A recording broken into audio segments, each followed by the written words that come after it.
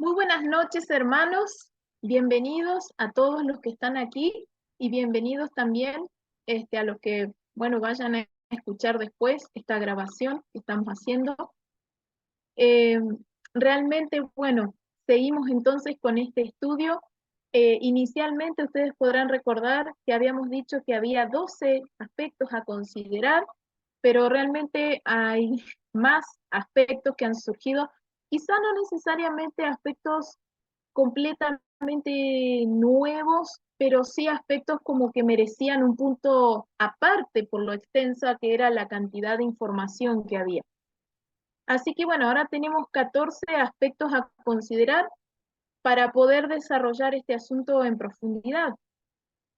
Recordamos entonces, vamos a ir tratando de que cada vez que veamos uno de estos temas, poder hacer un repaso general de todo lo anterior para poder un poco saber a dónde estamos parados, ¿sí? Cada vez se va a hacer más largo el repaso, así que bueno, cada vez será más un desafío la brevedad. Primero que nada, siempre, como a manera de aclaración inicial, siempre queremos destacar que el objetivo de este estudio no es justificar lo injustificable. Eh, el objetivo de este estudio, ¿no?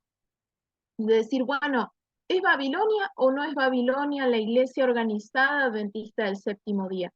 Quizá algunas personas, ¿no?, puedan tomar esta temática cuando se dice no, no es Babilonia, dicen, ah, bueno, entonces como no es Babilonia, hay que hacer todo lo que dice la directiva, hay que, digamos, enmarcarse, o sea, hay que aceptar la apostasía, hay que aceptar el ecumenismo, hay que aceptar absolutamente todo.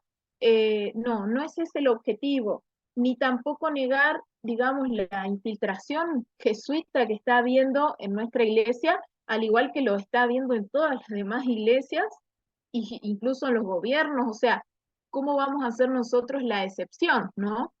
De este campeón del papado. Tampoco, bueno, es nuestro objetivo entonces ese. Y por otro lado, bueno, quizá hay personas que llegan a la conclusión de que, bueno, de que la apostasía necesariamente nos conduce a decir que la iglesia adventista del séptimo día es Babilonia. Y bueno, un poco justamente de eso estuvimos hablando la vez pasada. Pero bueno, antes de resumir lo de la vez pasada, les voy a hacer como una breve recapitulación de lo anterior. También los voy a invitar a que puedan después, bueno, cada uno de estos puntos tiene un video entero en el cual ya hemos tratado este tema. De hecho, en el punto 1 nos hemos dedicado a tratarlo a lo largo de 2 encuentros para hacerlo de manera bien profunda. Tenemos luego el video del tema 2 y el tema 3. Básicamente, ¿de qué estuvimos hablando en los temas anteriores? Bueno, en el punto 1, titulado La base de todo, tiempo y lugar, estuvimos analizando un poco porque en qué se basa esta investigación que estoy compartiendo con ustedes. Y que yo me encontré con dos escritos, primero en realidad con uno inicialmente, titulado Cuando Elena de White llamó Babilonia a la iglesia adventista del séptimo día, de un tal William Prisclich. Y ese escrito me lo compartieron unos hermanos, me lo compartió primero un hermano, después este, lo vi que lo daba otro hermano ahí entre sus sermones, utilizaba este escrito, y después lo vuelvo a darme cuenta que otro hermano también lo utiliza. Entonces, digo, bueno, se lo compartí también acá a un hermano de Argentina. Bueno, me hizo algunos comentarios que me llevaron a investigar. ¿Está bien el contenido de este escrito o no está bien?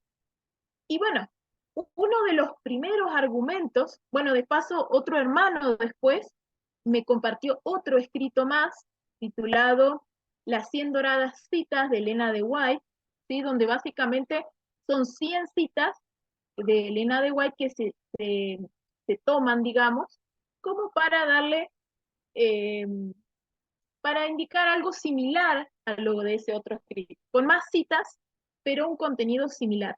Y ambos escritos, al igual que otros sermones que he escuchado sobre el tema, parten de esta misma base, ¿sí? Del uso de este texto de Elena de White, donde ella dice que hay que tener en cuenta el tiempo y el lugar de sus escritos, ¿sí? Entonces, en esos escritos donde se dice, ¿no?, que Elena de White le llama a Babilonia la iglesia adventista del séptimo día, lo primero que se hace es decir, bueno, la carta que ella le escribió a Stanton, al hermano Stanton, donde ella le dice a él que la iglesia adventista del séptimo día no es Babilonia, hay que entender esa carta, se dice en esto escrito, en su debido tiempo y lugar, ¿sí? Y entonces dicen, bueno, esa carta en realidad se aplicaba a Stanton nada más, porque, bueno, en ese tiempo, uno de los argumentos, la iglesia estaba en una buena situación, pero esa no es la situación actual, ni fue la situación tampoco posterior. Bueno, entonces parecería que esa cita, ¿no? La iglesia adventista, la iglesia remanente, no es Babilonia, que ya vamos a ver también a qué nos referimos cuando hablamos de iglesia remanente. Bueno, eso solo para Chrysler. Bueno, perdón, solo para Stanton. Ahora, ¿será que esto es así? Bueno, entonces analizamos 5 puntos, ¿sí? En el primer punto analizamos, yo como les digo, les hago una recapitulación muy rápida, pero ustedes pueden ir y verlo por ustedes mismos, explorarlo en todo lo que hemos detallado. El contexto de esta cita de Elena de White, donde ella dice tener en cuenta el tiempo y el lugar, si bien en ese escrito se lo interpreta como que ella habla de la comprensión de sus textos, en realidad ella está hablando no de cómo debemos comprender los textos de Elena de White, sino en que debemos ser prudentes a la hora de presentar los testimonios. Y ella lo dice en el contexto de que A.T. Jones, bueno, en el año 1906, por ahí, si mal no recuerdo, ya estaban en plena apostasía alfa, ¿sí? Y A.T. Jones ya había perdido la fe en el espíritu de profecía y estaba yendo en contra de la iglesia adventista y del espíritu de profecía. Era una situación tremenda, ¿sí? Porque, bueno, había sido manipulado por Kellogg. Y él no tenía fe en los escritos de Elena de White, y entonces ella dice, bueno, hay personas a las que no se les puede presentar los testimonios porque sus mentes han sido trabajadas por el enemigo, ¿sí? Entonces esas mentes donde el enemigo ha hecho su obra no están receptivas a los testimonios. Es más, dice ella, las personas a las que se les presentan los testimonios en ese estado mental los rechazan, los tuercen para su perdición y para perdición de otros. Entonces, dice ella, por mucha necesidad que haya de presentarle los testimonios, a esas personas no se les pueden presentar los testimonios. Entonces, ella dice, tiempo y lugar, queriendo decir, hay que ser prudentes en cuanto a cuándo es el tiempo y el lugar para presentarles los testimonios a las personas, ¿sí? Entonces, el objetivo no es decirnos, algunos testimonios se aplican, otros no se aplican según el tiempo y el lugar. De hecho, bueno, ella ahí en esa carta dice que había personas que se ponían a determinar qué testimonios eran aplicables y cuáles no, como si ellos fueran autoridad para definirlo, ¿no? O sea, estaban desacreditando al espíritu de profecía, de hecho. Bueno, ustedes pueden leer por ustedes mismos toda la carta completa donde ella dice esto del tiempo y el lugar, porque yo no la he visto traducida al español en ningún otro lado, me tuve que tomar el trabajito de traducirla, la subí ahí a la carpeta de Drive para que ustedes la puedan leer completa y ver por ustedes mismos el contexto de esta cita. Luego, finalmente, en el punto 2, pudimos ver que Elena de White hizo un uso posterior de la carta a Stanton. La carta a Stanton en sí, creo que se escribió en marzo o mayo, no recuerdo bien, de 1893, ¿sí? Y después, a lo largo del año 1893 y 1894 inclusive, esa carta se citó, se explicó muchas veces lo que estaba pasando con Stanton, hay 22 archivos, ¿sí? De los cuales 20 o 21 son del año 1893, y hay uno que es del año 1909, creo. A ver, eran 8 años después de 1893. Saquemos cuentas. Unos 8 años después, creo que era 1909, donde ella vuelve a utilizar la carta a Stanton, ¿sí? Y además, en la misma carta a Stanton, lo cual esto es el punto 3, ella dice, usted le dice a Caldwell, no en la carta a Stanton, sino a Caldwell, en el año 1893, ella le dice, usted no es el único que ha sido engañado en este tema. Y ella dice, durante los últimos 40 años, ¿sí? Restémosle 40 a 1893, a ver cuánto nos da, se ha levantado un hombre tras otro, con el mismo mensaje, es decir, el mensaje de que la iglesia es Babilonia. Y Dios me ha dicho, no les creas, yo no los he enviado, sino que ellos han corrido. Y ella entonces dice, últimos 40 años, muchos con el mismo mensaje. En esa carta de Stanton, ustedes lo pueden ver ahí, ella cita incluso como 5 nombres de personas diferentes, pero ella dice, en los últimos 40 años, uno tras otro. O sea, esos 5 evidentemente son un ejemplo nada más. Y después de 1893, o sea, 40 años antes, se aplicaba porque uno tras otro con el mismo mensaje. Y 8 años después hay una compilación titulada Organización, un año en el que evidentemente Elena de White vivía, y esa compilación o la hizo ella misma o la hizo alguien más y ella la aprobó. Ella vivía todavía. 8 años después, esa compilación aparece y ella cita la carta a Stanton nuevamente.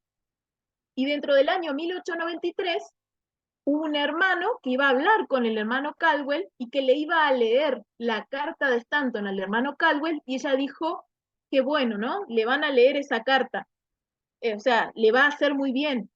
O sea, la carta no era solo para Stanton, se la iba a leer a otro hermano. No era solo para Stanton y no era solo para 1893, ¿ok? De paso, bueno, estudiamos también el principio general de uso de las cartas de Elena de White. Vimos que si una carta es de asuntos comunes, no es inspirada, y le está hablando a su hijo de cómo está el clima, bueno, es una charla familiar, pero las cartas sobre asuntos espirituales sí son inspiradas. Y nosotros, y ella nos dice que ella trataba de escribirle a tantas personas como le beneficiara esa carta. No era solo para esa persona. Entonces, no podemos desechar la carta a Stanton como que no es aplicable hasta el día de hoy porque estaríamos rechazando al espíritu de profecía. Y entonces, en el punto 5 también pudimos observar y investigar un poco cuál era la situación espiritual de la iglesia en 1893, y vimos que lamentablemente era una situación bastante fea. Se rechazaba el espíritu de profecía tanto como se lo rechaza hoy. eh, Había un estado laodicense, o sea, bueno, podemos ver, y eso que, bueno, simplemente tomé una muestra de todas las cartas y manuscritos del año 1893. ¿Quién sabe cuántas cosas más descubriríamos si leyéramos todos los escritos de Elena de White del año 1893? Pero bueno, con la muestra tenemos, como decimos, para muestra hacen falta, bueno, varios botones tenemos ahí, ¿no? Ahora, pasamos, entonces llegamos a la conclusión final de que la carta a Stanton no era solo para él y no era solo para ese año, ¿ok? Es un testimonio tan duradero como la carta, por ejemplo, que ella le escribió a una persona que era futurista y que decía, no, no debe sostener el futurismo, ¿no? Y como las cartas en general inspiradas que ella escribía. Finalmente, estuvimos estudiando también el concepto de la conferencia general ya no es la voz de Dios, ¿ok? Porque en ese escrito que estaba analizando de Christlich, dice, bueno, tiempo y lugar. Ella dijo que no era Babilonia en 1893, pero en 1904, 1906, donde ya había apostasía, bueno, no recuerdo de cuándo, de qué fecha era esta frase de la conferencia general, ya no es la voz de Dios, pero fue posterior, creo que fue en 1906. Este, bueno, ella dijo eso, ¿sí? Entonces ya eso, ahora ya no era la voz de Dios, por ende te llevan a inferir, ya ahora sí era Babilonia. O sea, antes no, pero ahora sí era Babilonia, ¿ok? Bueno, de paso, 1909, después de 1906, cuando ella dice que la conferencia general ya no es la voz de Dios, es decir, unos 3 años después de decir que la conferencia general ya no es la voz de Dios, ella vuelve a decir que no es Babilonia. O sea, se estaría desdiciendo entonces. Bueno, entonces, ¿qué es lo que nosotros analizamos? Que la conferencia general, ¿por qué razón ya no era la voz de Dios? ¿Era eso algo reversible o no? Entonces, ahí vimos una cita, también les dejé ahí el archivo completo, que lo pueden leer ustedes, donde ella explica, ¿sí?, que la conferencia general no es que no deba ser obedecida, pero, dice ella, si hay un hombre o un pequeño grupo de hombres que habla en nombre de la conferencia general, sin ser ellos realmente la conferencia general, entonces ella dice, se pervierte el orden bíblico. ¿Por qué? Porque esos hombres, ese hombre o pequeño grupo de hombres, están actuando como dictadores, ¿sí? Entonces, cuando eso sucede, cuando hay un hombre o un grupo de hombres que habla y que mandonea, por decirlo hablando en criollo, en nombre de todos, pero no están representando realmente a todos, en ese caso, dice ella, la conferencia general no es la voz de Dios. ¿Cuándo es que sí es? Porque ella dice, aclara, y ahí lo pueden leer ustedes mismos.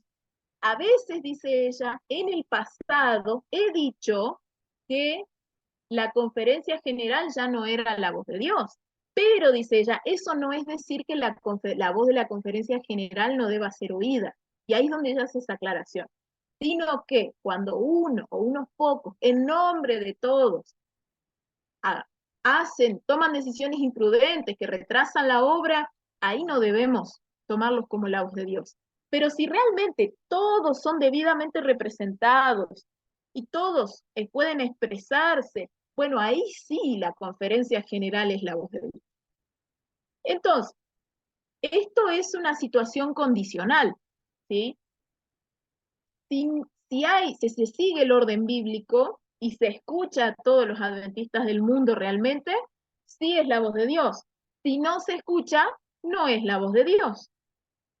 Lamentablemente, hermanos, yo veo hoy en día que no es la voz de Dios. Y en los días de Elena de White, en 1906, tampoco lo era. ¿Sí? Tristemente, o sea, podemos llegar a la triste conclusión de que es posible que no sea la voz de Dios y que no le debamos obediencia ciega. Bueno, tristemente también da alivio saber esto, ¿no? Pero al mismo tiempo, hermanos, eh, esto no nos da, digamos, el decir que no es la voz de Dios, no nos da licencia para tomarlo como un equivalente de decirle Babilonia. ¿Por qué razón?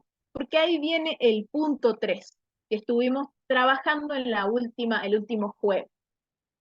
Estuvimos analizando 2 testimonios, ¿sí? Que creo que ya los he subido, me voy a fijar,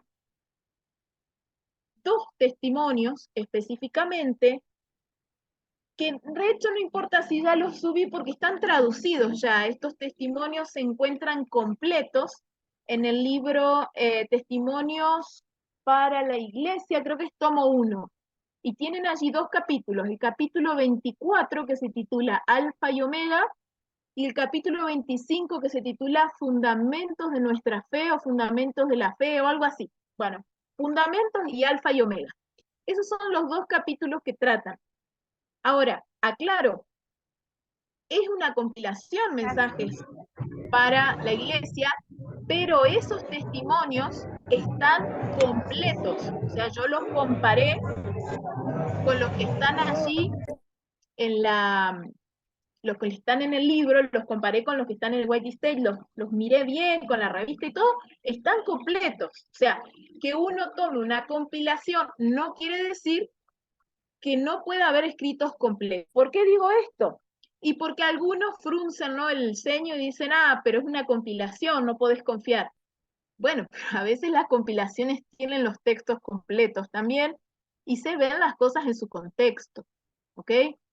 Y ese es el caso. Y bueno, y aunque haya una compilación y tenga puntos suspensivos, y no nos da derecho eso a rechazar el escrito, capaz hay que mirar el contexto en todo caso, ¿no? Por las dudas hacemos esta aclaración.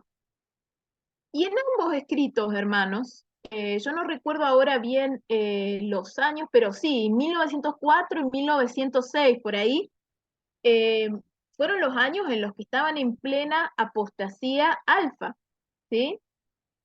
Y aquí, en dos casos, Elena de White le dice la Odisea a la iglesia adventista en plena apostasía alfa.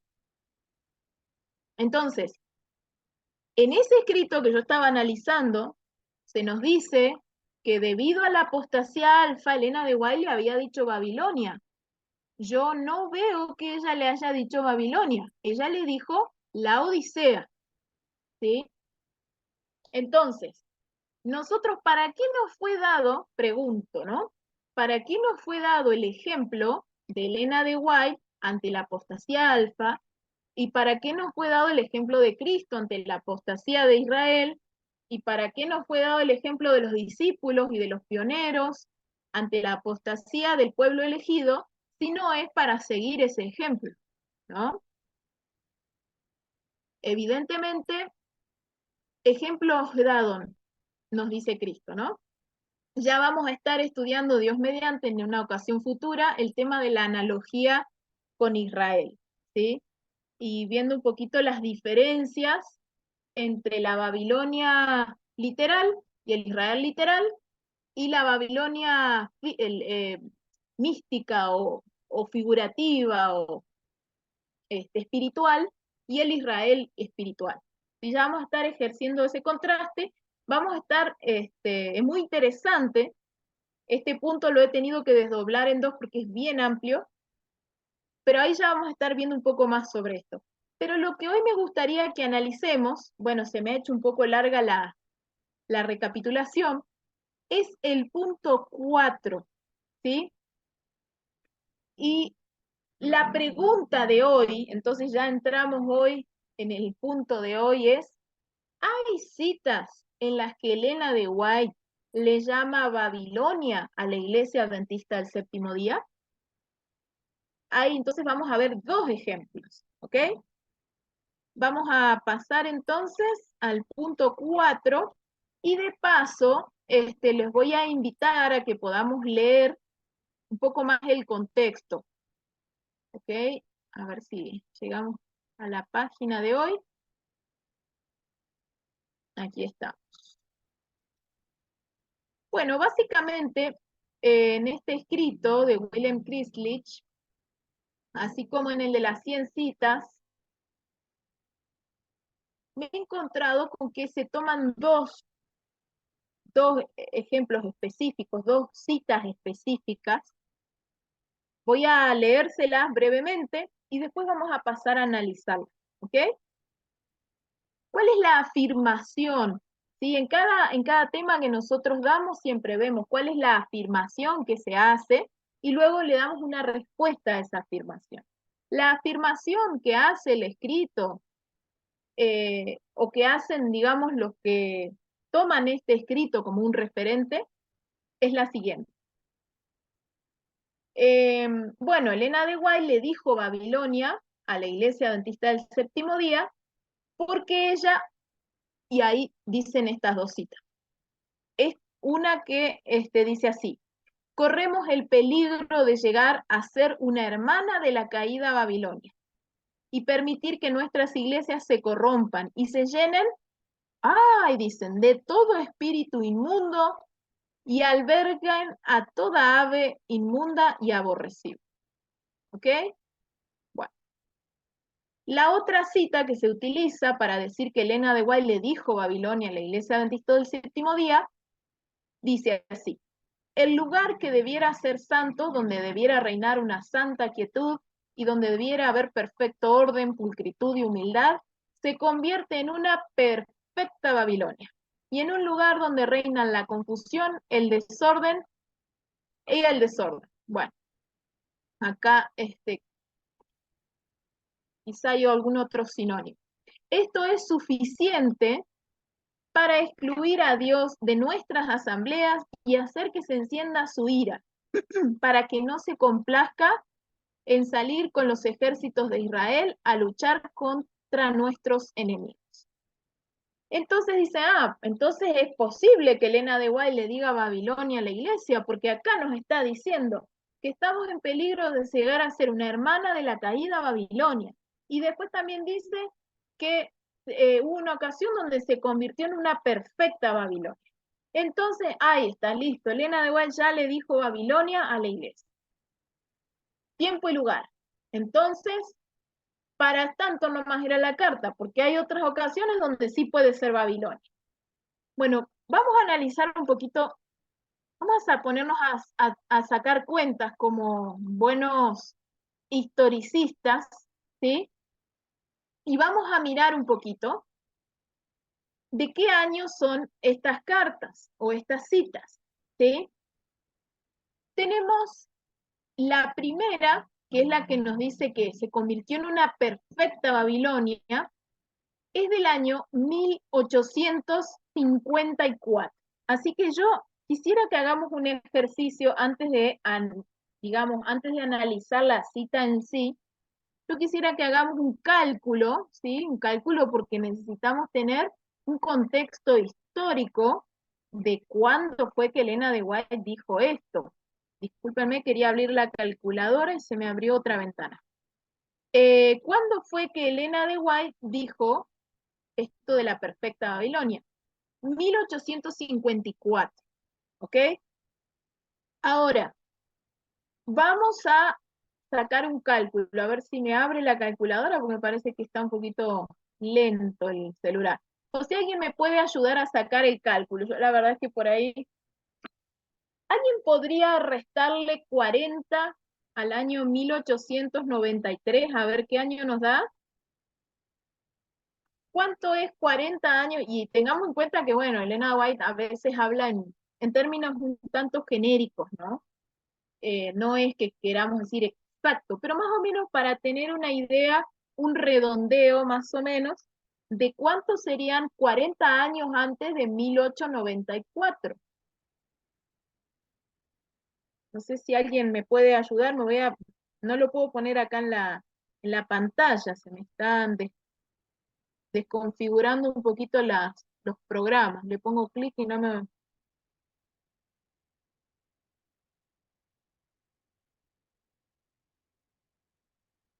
Bueno, justamente si ponemos 1893, no sé si se ve la calculadora ahí en la pantalla, quisiera que la puedan ver, menos 40, ¿se ve ahí en la pantalla, hermanos? ¿Alguien me puede confirmar? No, hermana, no sé. ¿No? A ver, voy a dejar de compartir para que ustedes puedan ver la pantalla, la calculadora. Voy a compartir pantalla. Ok, ahora sí se ve, ¿verdad?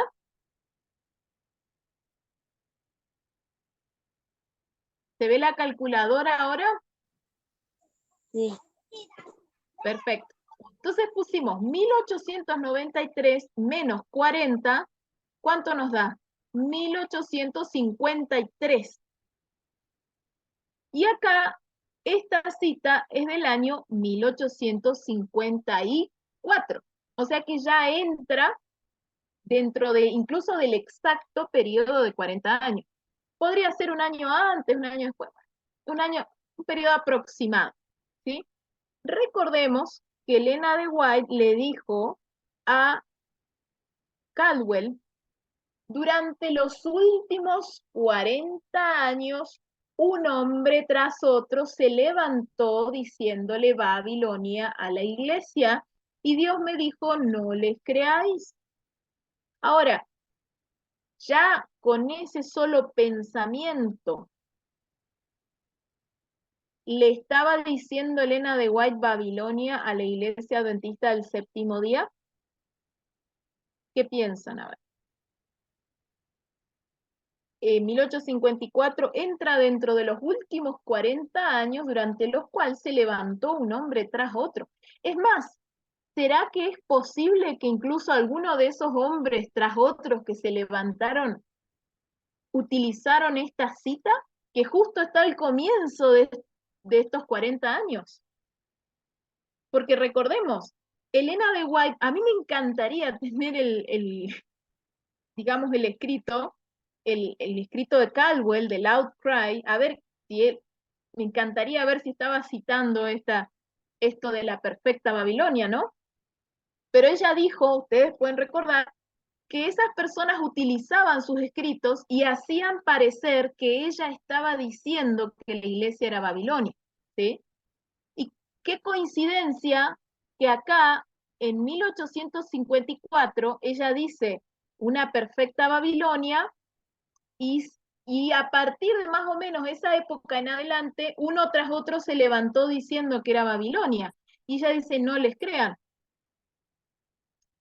Creo que el historicismo nos tiene que servir realmente para pensar en las fechas, ¿no?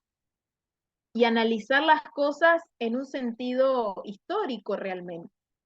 Ahora, como si fuera poco, ¿sí? Esto de que no nos dan las fechas, no sé si se entiende, hermanos, o porque por ahí para mí es claro esto, pero no sé si ustedes logran comprender esto que estamos diciendo, ¿no? Que el año 1854 entra dentro de esos últimos 40 años que ella dice, ¿no? ¿Se entiende esto, hermanos?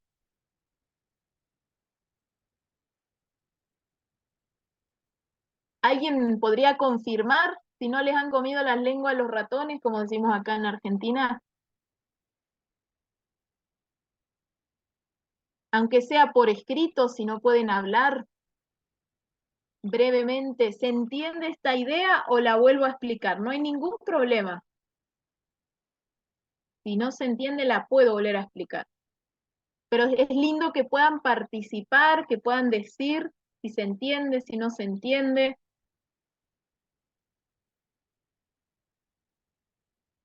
A ver, acá tengo un mensaje. Sí, perfecto, gracias hermana. Bueno, entonces sí se entiende. Bueno, entonces, ahora sí, entonces pasamos a analizar un poquito lo que es la cita en sí misma, ¿sí? Eh, esto proviene originalmente del manuscrito 3 del año 1854. Estamos pensando en comienzos del movimiento adventista, ¿sí? Pensamos, 1844, el gran chasco, ¿no? En ese mismo año, después del chasco, Elena de White tiene su primera visión. Acá estamos apenas a 10 años de comenzado el movimiento adventista, ¿sí? Apenas comenzado. Y entonces ella ya está, imagínense, ¿no? Estamos en los primeros años y ella entonces reprende a la iglesia. ¿Por qué? ¿Qué había sucedido? Específicamente, eh, bueno, vamos a ir directamente al punto, ¿sí? Porque realmente es muy extenso este escrito. Vamos a ir a la parte del escrito donde ella habla de este tema, ¿no? Dice lo siguiente, porque sabe que Elena de White a veces tiene escritos donde ella trata de varios asuntos, ¿sí? Entonces, bueno, de repente para nosotros es relevante esta porción del escrito, ¿sí?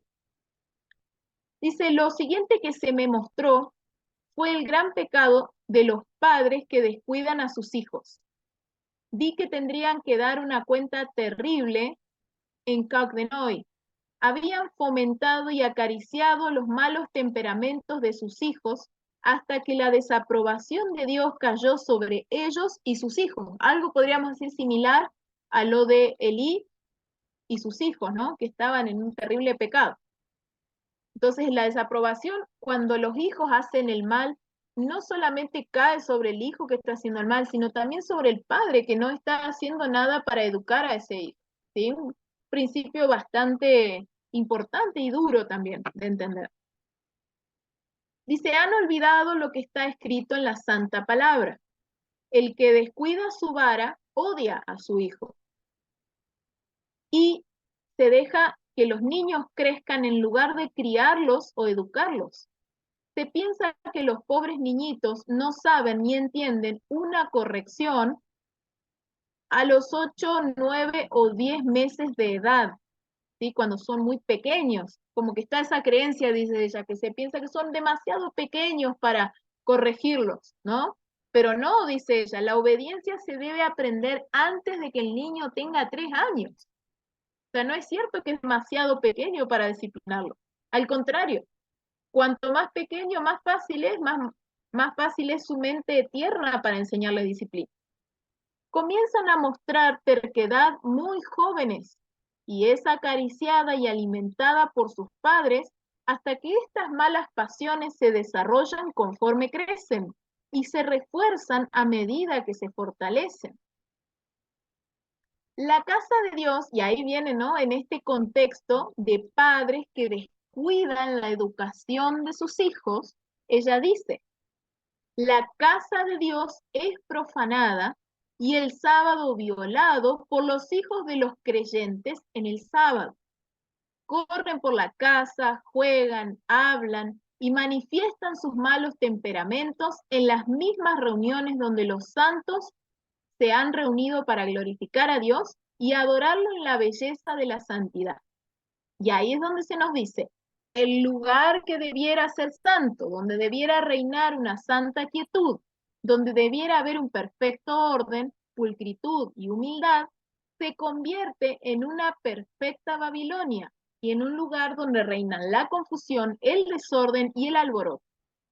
Esto, o sea, esa irreverencia que hay en el templo, dice, es suficiente para excluir a Dios de nuestras asambleas y hacer que se encienda su ira, para que no se complazca en salir con los ejércitos de Israel a luchar contra nuestros enemigos.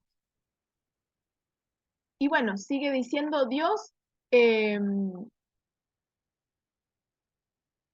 no otorgó la victoria en la reunión de Osuego.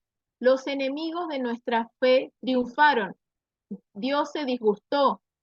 Su ira se encendió al ver que su casa se convertía en algo semejante a Babilonia.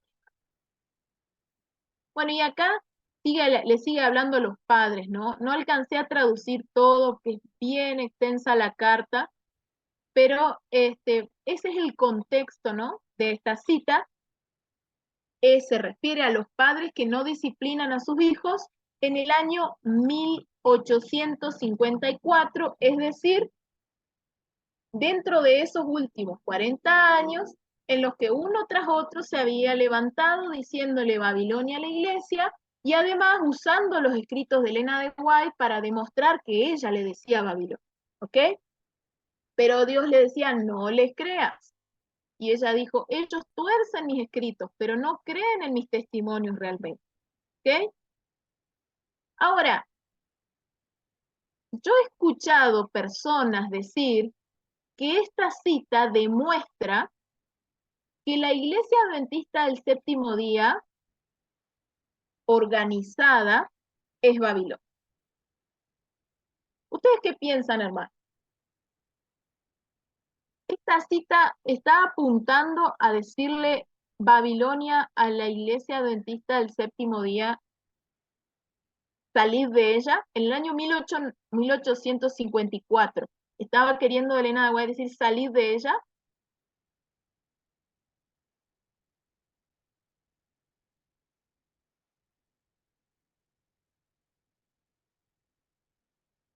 Escucho opiniones, hermanos. Para los que están aquí presentes, escucho sus opiniones.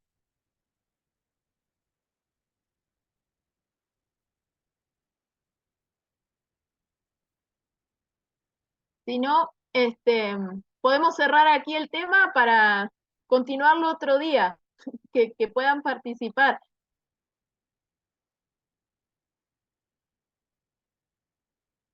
Si están complicados hoy, hermanos, no hay problema, me avisan y...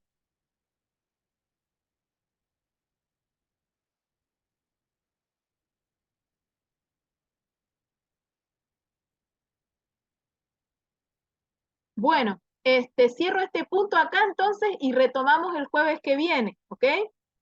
Para que pueda haber más participación de los hermanos, no hay ningún problema. Tenemos todo el tiempo para seguir estudiando. Bueno, hermanos, entonces, en conclusión, evidentemente Elena de White está hablando a los padres que no disciplinan a sus hijos, ¿sí? Y si nosotros decimos que donde quiera que hay niños irreverentes, con más razón adultos irreverentes, ese lugar es una perfecta Babilonia, entonces yo creo que deberíamos plantearnos, hermanos, si queda algún lugar dentro de la iglesia adventista organizada o sostén propio, donde haya tal perfecta reverencia, donde no haya nunca niños irreverentes que tengan estas actitudes que vemos acá descritas, niños o adultos, que dice que violan el sábado, corretean, juegan, hablan, manifiestan malos temperamentos. Yo les puedo decir, hermanos, que estas conductas, tristemente, yo creo que estamos muy relajados con el tema de la disciplina y con el tema de evidentemente, de la reverencia. Y yo esa irreverencia, hermanos, la he visto en templos de la iglesia organizada y la he visto en reuniones de sostén propio también. Y me ha tocado a mí participar incluso de Zooms, donde no solamente he visto niños indisciplinados, sino que he visto adultos indisciplinados, donde en plena reunión, donde uno se encuentra en la reunión, se ponen a hablar de cosas triviales, ¿sí? En plena reunión. Incluso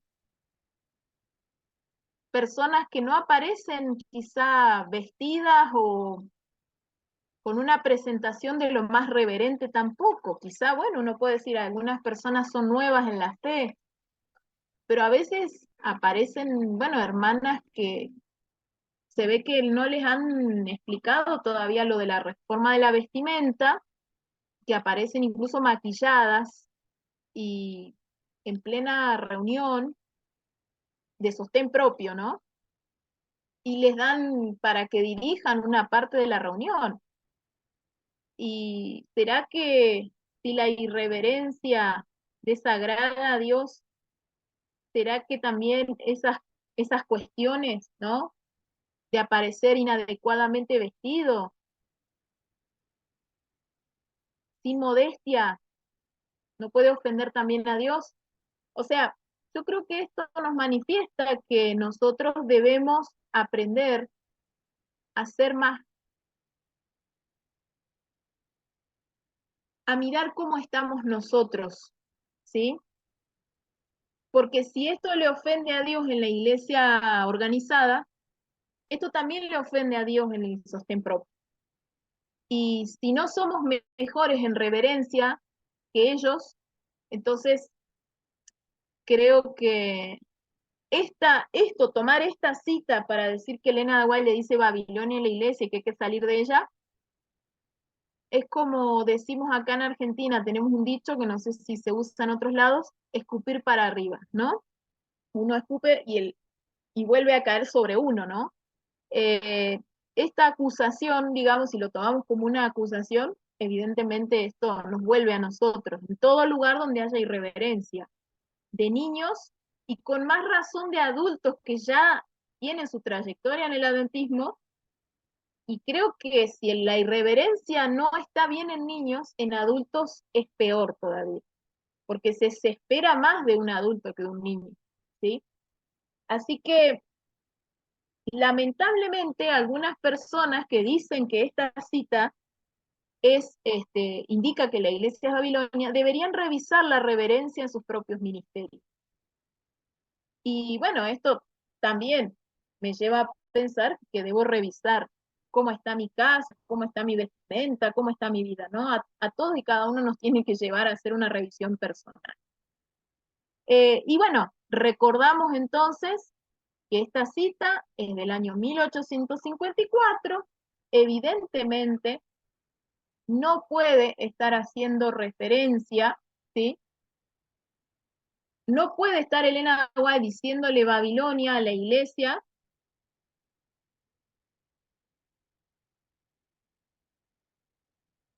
Hola, no sé si se escucha, hermanos, a mí se me puso negra la pantalla. Si alguien me pudiera hablar, porque no puedo ni ver, no puedo ni leer. Se escucha. ¿Sí? Sí. Se escucha, Ok, pero no se ve nada en la pantalla. gracias, hermano. Bueno, ustedes me ven la pantalla, porque yo estoy a ciegas, hermano. Se me ha puesto negro de repente, no sé qué es lo que ha pasado. No se ve No, la nada. pantalla no se ve. Solo Ok, escucha. bueno, definitivamente entonces nos va a tocar dejar hasta aquí, porque ya no puedo ver absolutamente nada, y ustedes tampoco. Bueno, no sé si alguien quiere añadir algo más antes de que cerremos. Ahí en Jeremías se me vino a Jeremías 5, 23 y 24. Dice, sin embargo, este pueblo tiene corazón falso y rebelde. Se rebelaron y se fueron, y no dijeron en su corazón, reverenciemos al Señor, nuestro Dios, que da la lluvia temprana y tardía a su tiempo, y nos conserva los tiempos establecidos de la siega. Qué tremenda cita. ¿Me podrías recordar la referencia? El antecedente en Jeremías 5, 23, 24. El antecedente de todo corazón rebelde es la irreverencia. Primero es la irreverencia y después, con seguridad viene la rebeldía. Por eso es tan importante que entendamos el tema de la reverencia. Es tanto significa la reverencia. Ese temor, ¿no? Reverenciate a Dios, el mensaje de los tres ángeles y darle gloria, ¿no? Es ese temor, ¿no? No sé cuál es la palabra, ¿no? Pero el, Es un cuando respeto tomamos a la temeroso también. ligera lo santo, ¿no? Tomamos a la ligera lo santo, ¿qué podemos esperar? Por cada uno de otros, ¿no? O sea, personalmente en esto, ¿no? Y hay muchos versículos de la Biblia que hablan sobre el tema de la rebeldía y la irreverencia, ¿no? Entonces, sí deberíamos abocarnos a este tema, ¿no? Sin, sin ceder en lo más mínimo, ¿no? Porque la fidelidad debe ser en todo, en todas las cosas pequeñas. Si no somos fieles en las cosas pequeñas, es imposible que seamos fieles en las cosas grandes. El que es fiel en lo poco, podrá ser puesto en lo mucho. La Qué palabra tremendo fiel lo es que me has compartido. benigno. Sí, perdón. Me La dijiste palabra Jeremías fiel 5. Sí, 5, 23, 24. Ok. Qué La tremendo. palabra fiel, ¿Mm? ¿Sí? la palabra fiel es plenitud de fe. Eso debemos entender. Y si somos fieles, la reverencia va a ser en nosotros una parte fundamental. Al abrir su palabra, al orar, en todo esa reverencia, ¿no? Mm. El principio de la sabiduría es reverenciar a Dios. Esa es la sabiduría. Sí, yo creo que la reverencia muchas veces no, yo no veo que la entendamos en ningún lado, francamente. Yo donde he estado, ¿no? Quizá, bueno, podemos decir, bueno, hay una tendencia a colocarse de rodillas, o sea, hasta eso se ha perdido, ¿no? Yo creo que sí, dentro de lo que es la iglesia organizada, yo veo que muy rara vez acostumbramos, por ejemplo, a ponernos de rodillas para orar. Eso fue algo que yo realmente aprendí al estar un poco más en contacto con el mundo independiente, ¿no? Ese hábito de que cada vez que uno ora hay que arrodillarse, no es como que hay oraciones de pie, oraciones sentado y oraciones arrodillados, no existe eso. Bueno, sí existe quizá el hecho de que una persona puede estar enferma en ese momento o débil y no puede por su circunstancia ponerse de rodillas, pero o puede ser también, estamos hablando de ese orar sin cesar durante, bueno, el trabajo, que uno al estar trabajando está trabajando y va orando mentalmente en silencio, pero no se puede estar arrodillando todo el día, ¿no? Pero estamos hablando de, por ejemplo, la oración del culto, ¿no? Siempre debiera ser de rodillas, salvo, como decimos, ¿no? Circunstancias especiales de personas enfermas, pero fuera de ese caso, ¿no? Arrodíllese, dice Elena de White. Le dijo a un hombre que estaba ahí de pie, orando de pie, dijo, arrodíllese. Siempre es la posición correcta, ¿no? Desde eso, ¿no? Exacto. Desde lo que es el no arrodillarse para orar, el griterío, ¿no? El no guardar silencio, el no tener esa actitud de recogimiento, o incluso, por ejemplo, el arrodillarse y levantarse demasiado pronto y bruscamente de la oración, ¿no? Como es decir, terminamos de orar y enseguida, al segundo me levanto. O sea, es como, hay niños que por ahí parecen cabritas, ¿no? Y adultos también, o jóvenes. Y sí, bueno, cuando hay una reverencia, cuando hay un respeto, yo tengo ese recogimiento, me arrodillo con solemnidad, me levanto con solemnidad, no esa brusquedad de modales, ¿no? Porque esto, en realidad yo creo que la reverencia nos indica dónde está nuestro corazón. O sea, por eso me llamó mucho la atención lo que nos expresaste esta noche, Jorge. No pensaba ahondar tanto en esto, ¿no? Pero creo que sí debemos ahondar mucho más en esto. Porque acá nos está diciendo en lo que acabamos de leer que esto, la irreverencia, es suficiente razón para que Dios se retire de una asamblea, ¿no? Acá, Entonces, sí, no solamente en la oración, ¿no? Cuando en Hebreos 11:7 dice, por la fe Noé, advertido por Dios de cosas que aún no se veían, con santa reverencia construyó el arca para salvar a su familia. Por su fe condenó al mundo y llegó a ser heredero de la justicia que viene por la fe. O sea, esa reverencia, dice santa reverencia, ¿no? En la construcción, o sea, es todo eh, en toda nuestra vida, en todos nuestros actos, toda esa reverencia, hacerlo para Dios, hacerlo para Él, todo, ¿no? Si Él es lo primero, eh, la base es la reverencia. Claro, esto Porque si no hay es cierto. reverencia, demuestra si guardamos el primer mandamiento, ¿no? De amar a Dios por sobre todas las cosas. Exacto, pero esa reverencia es clave entender el tema de la reverencia, porque si somos irreverentes, sí o sí termina en un corazón rebelde.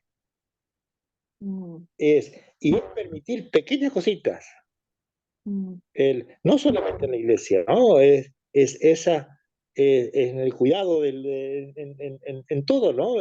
Permitiendo, digamos, es y, y terminamos en rebeldía, literalmente rebeldes.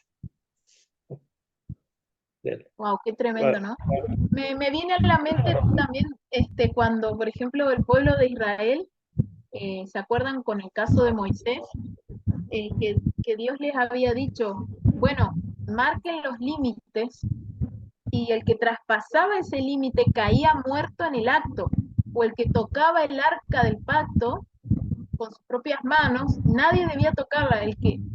¿Se acuerdan de, creo que fue Usa, este, el que tocó el arca, ¿no? Y cayó muerto en el acto.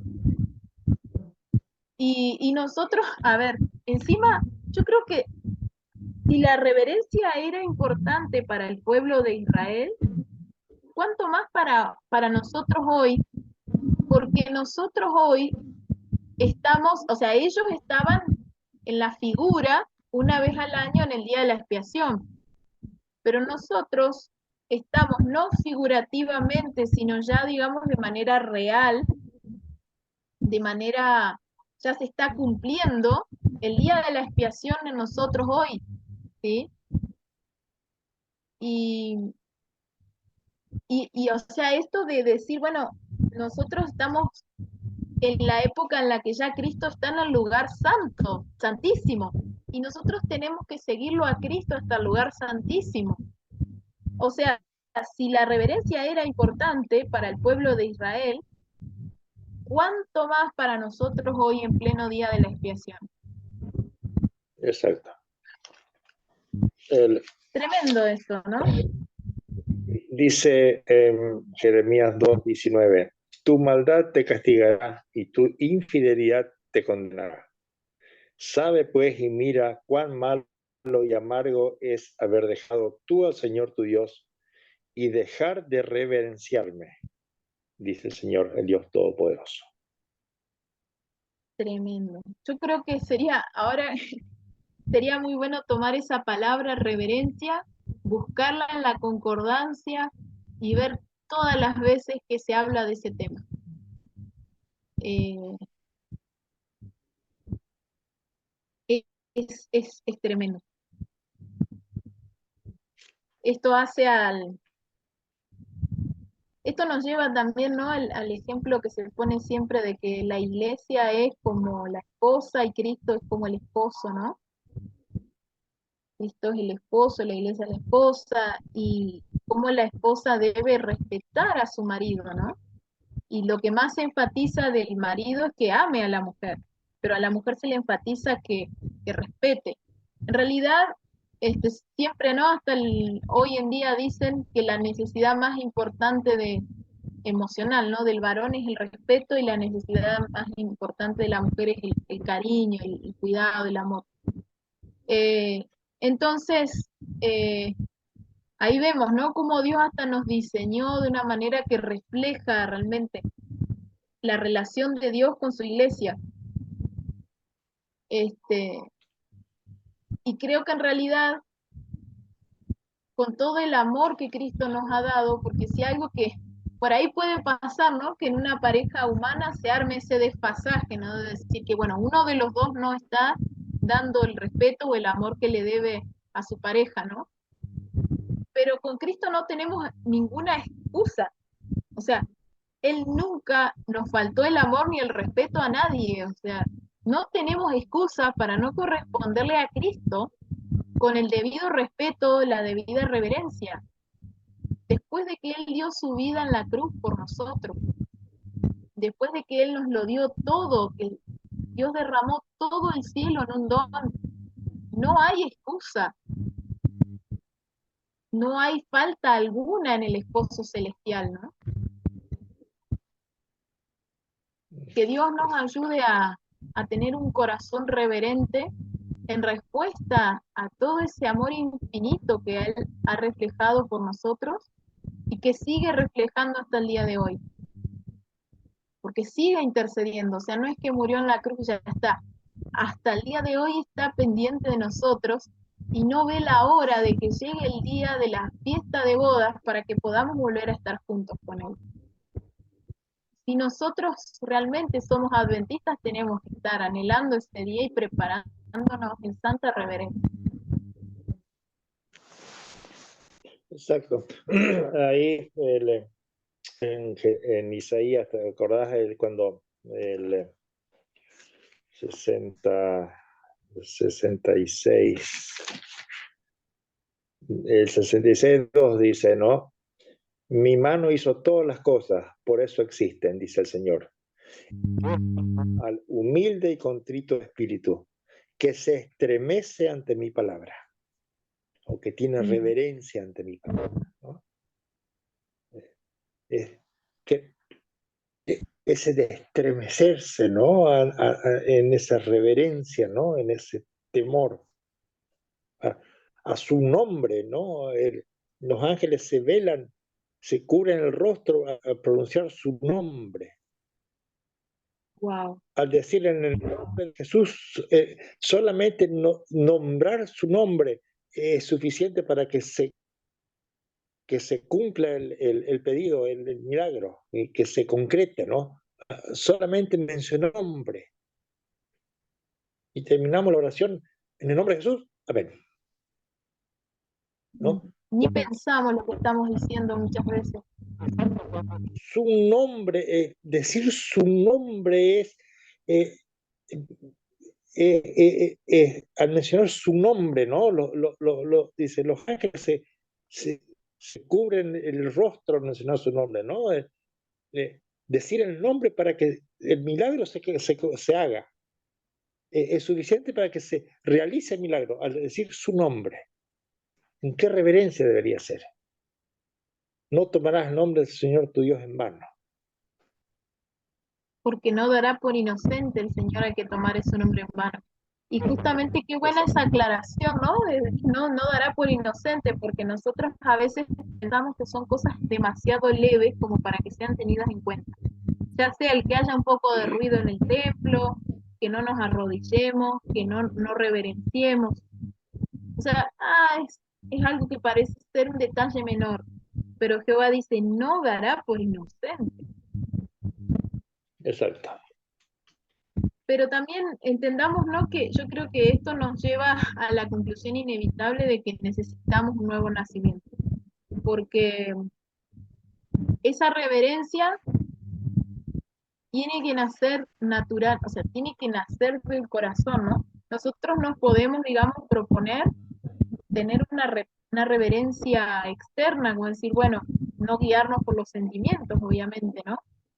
Pero Dios tiene que poner en nosotros un corazón de carne y no de piedra, al cual realmente la reverencia le sea algo agradable, algo natural, siempre, ¿no? Porque yo creo que a veces perdemos eso de vista, ¿no? En algún momento de nuestra vida, de nuestros días, o en alguna etapa de nuestra vida incluso, ¿no? A veces perdemos eso. Y empezamos a poner nuestros sentimientos, los sentimientos de otras personas por encima de eso.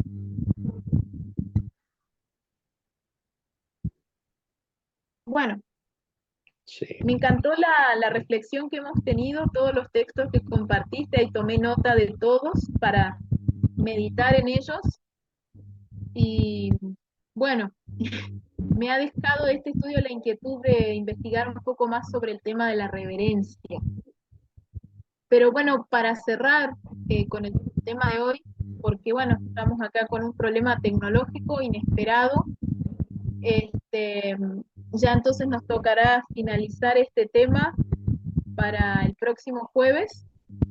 Nos queda entonces la otra cita de cuando Elena de White supuestamente le dice Babilonia a la iglesia, eh, ya unos años después, ya vamos a ver de qué año, pero bueno, para cerrar con el estudio de hoy, realmente es imposible que Elena de White le esté diciendo Babilonia a la iglesia en el año 1854 y después en el año 1893 diga claramente que no es Babilonia y es más, diga que en los últimos 40 años muchos le dijeron pero no era y después, 8 años después, lo vuelve a repetir.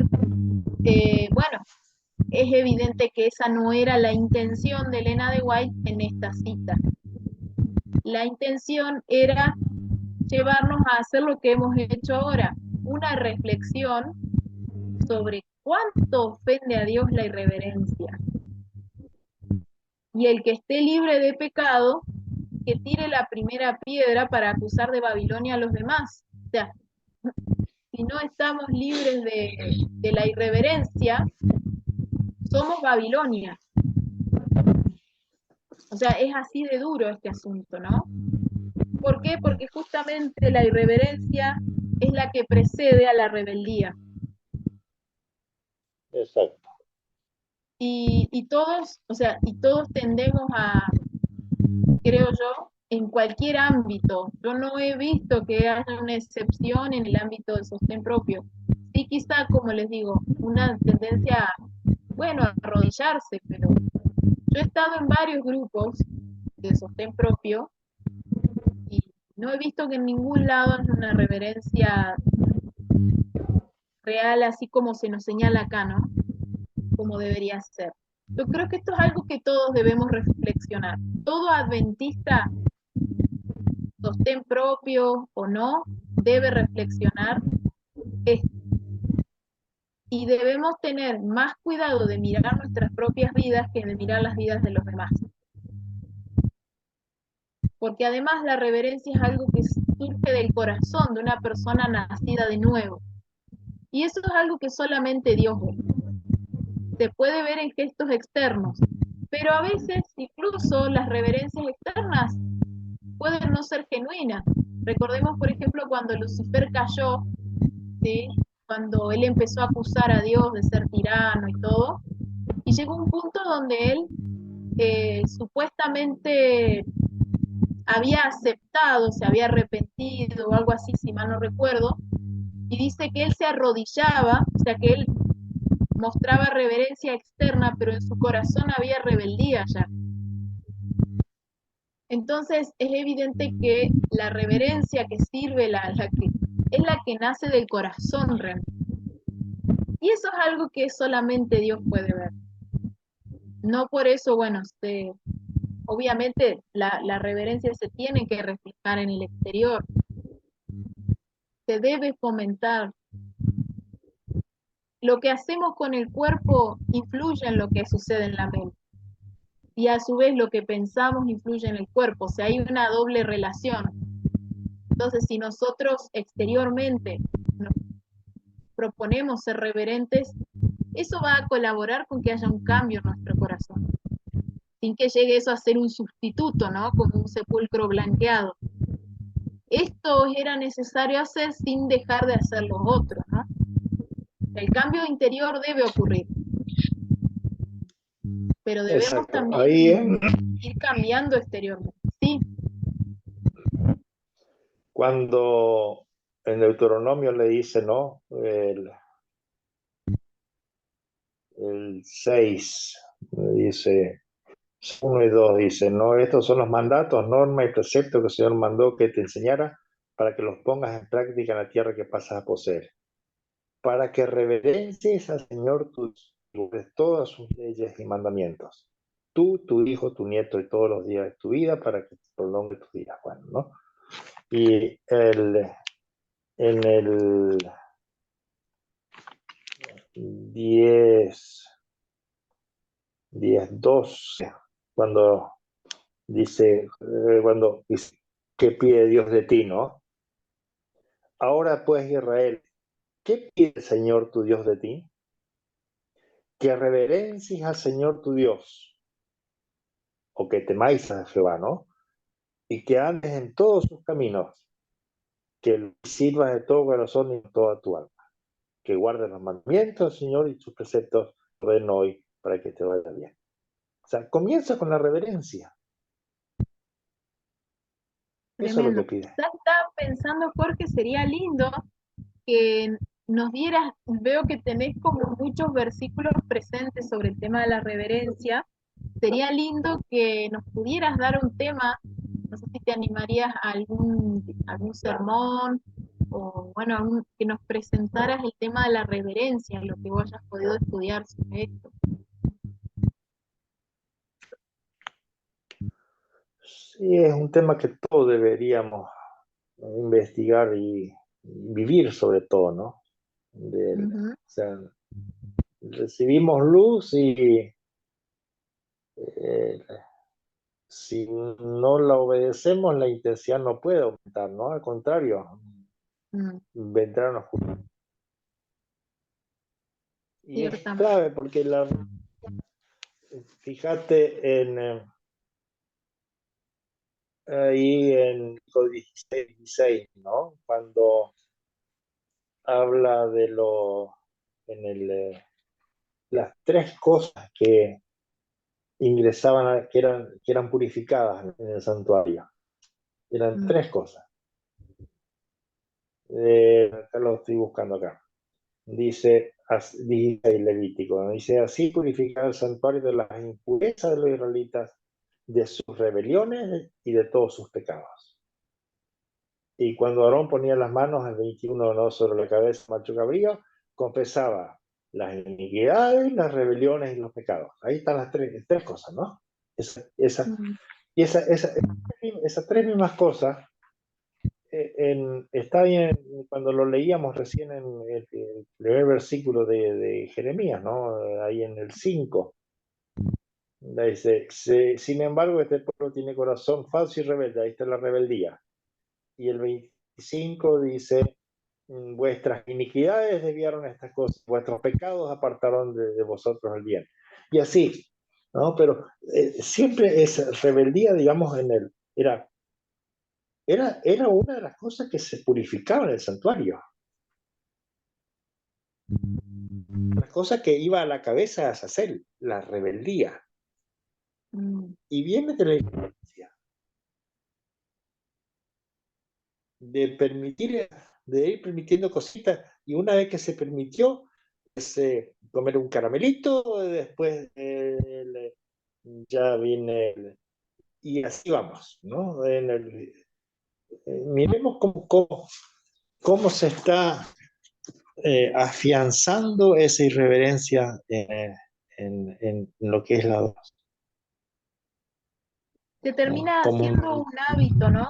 Como decimos, o sea, eso es gradual, como que parece que es una pequeñez, otra pequeñez, y cuando queremos acordar, estamos haciendo cosas tremendas, y además se termina haciendo un hábito, o sea, algo que se vuelve normal, la irreverencia, y, y termina moldeando nuestro carácter, y nos hace, Exacto. digamos, que no seamos aptos para estar en el cielo, que en realidad en el cielo hay una reverencia tremenda y vamos a hacer. Puesto, si es la reverencia a Dios, el creador, en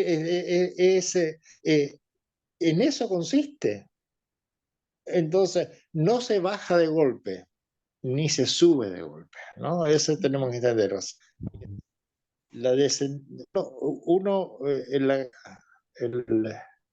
la carrera de la fe es paulatina, paso a paso, ¿no? Hacia uno o hacia otro es lento, ¿no? Y uno Cierto, permite cosas para mal o para bien, ¿no? Se van en victoria o en fracaso, uno tras otro. es cierto, es un aprendizaje. A mí me pasó algo, bueno, así como uno es consciente, ¿no? De que uno ha descendido muchas veces, o como que el cambio ha sido para mal, el descenso. Uno a veces tiene experiencias donde por la gracia de Dios uno tuvo alguna experiencia de aprendizaje para bien, ¿no? También. Y me pasó a mí en una ocasión que, o sea, yo usaba mucho sin pensar, ¿no? Incluso cuando te dicen, por ejemplo, bueno, si Dios quiere, uno usa esas frases, ¿no? Pero capaz que no está mal decir, bueno, si el Señor quiere, pero es como que decirlo con cierta reverencia de entender lo que uno está diciendo. Pero cuando uno dice las cosas así como acelerado, sin pensar, ¿no? Eh, o decís, bueno, ¿cómo estás? Sí, gracias a Dios, bien. Pero lo decís así, o sea, que ni siquiera estás pensando lo que estás diciendo, estás usando una frase hecha como sin pensar de quién estás hablando realmente. Entonces, como a veces por ahí me salía tan sin pensar, llegó un punto donde me empezó a incomodar usar el nombre del gran, del Señor, ¿no? Y dije, mejor no voy a decir más el nombre, mejor voy a decirle el Señor, porque me sentía como incómoda o como que en peligro de quizás estar hablando sin saber, o sea, sin pensar lo que estaba diciendo y usando su nombre. Y realmente gracias a Dios me pasó, realmente gracias a Él, que me llegó a incomodar decirlo sin pensar. Y bueno, y empecé preferiblemente a usar. Entonces es como que ahí me vino bueno, en la Biblia, ¿no? Hay ciertas versiones de la Biblia donde no dice Jehová, sino que dice el Señor. Porque evidentemente, bueno, esas personas sentían incomodidad con estar usando ese nombre sagrado, ¿no? Eh, bueno, pero gracias, es algo que él me llegó a experimentar, ¿no? Que nunca me había pasado eso. Y bueno, eso son experiencias, ¿no? De crecimiento, pero uno tiene que cuidar esas experiencias, tiene que cuidar eso, porque después uno se puede alejar también y puede, así como uno puede crecer, uno puede decrecer, eso no es algo que se puede perder si uno no lo cuida también. Entonces, bueno, pidámosle al Señor, como establecíamos acá, ¿no? Como añadía Jorge, que realmente podamos ir creciendo en reverencia, en los pequeños Ahí, actos de cuidar los extremos del sábado también, de tener nuestra casa y persona en condiciones. Sí, exacto, el sábado, la reverencia, la veneración del sábado, por ejemplo, ¿no? Es Jesús, es Él, ¿no? Es estar con Él, con ellos, ¿no? El, eh, ahí en el Salmo 34, para terminar ya, porque es tarde, ¿no? sí, Dice no sé. el 7:8-9, dice, ¿no? El ángel del Señor acampa alrededor de quienes lo veneran y los defiende. Gustad y qué bueno es el Señor. Dichoso el hombre que confía en Él. Reverenciad al Señor, vosotros sus santos, porque nada le falta a quien lo reverencia. Nada. O sea, sí, claro, porque viene todo lo otro de la reverencia. Reverenciad al Bueno, Señor, vosotros sus santos, porque nada le falta a quien lo reverencia. muchas gracias, Jorge, por todos los aportes. Bueno, es como ya se me ha puesto oscura la pantalla. ¿Será que vos podrías finalizar con una última oración de rodillas? Ahora,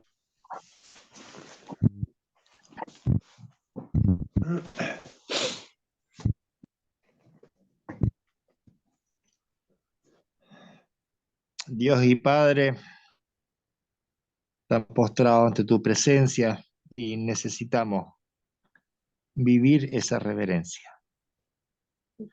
Pon en nosotros como el hacer, pero que nuestros corazones tengan ese temor santo al decir tu nombre, al vivir en las cosas relacionadas con la santidad, que realmente nuestros corazones tengan ese temor, Sí, Señor.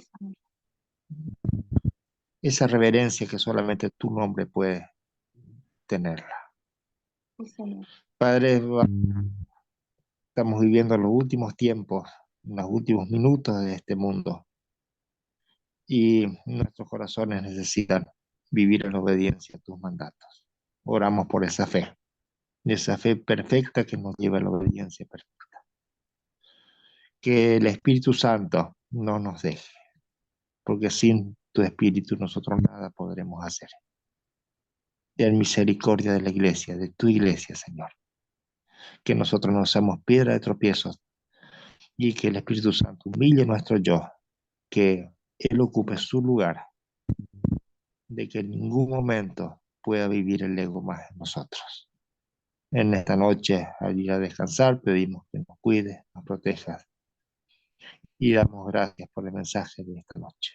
En el nombre de Jesús. Amén. Amén.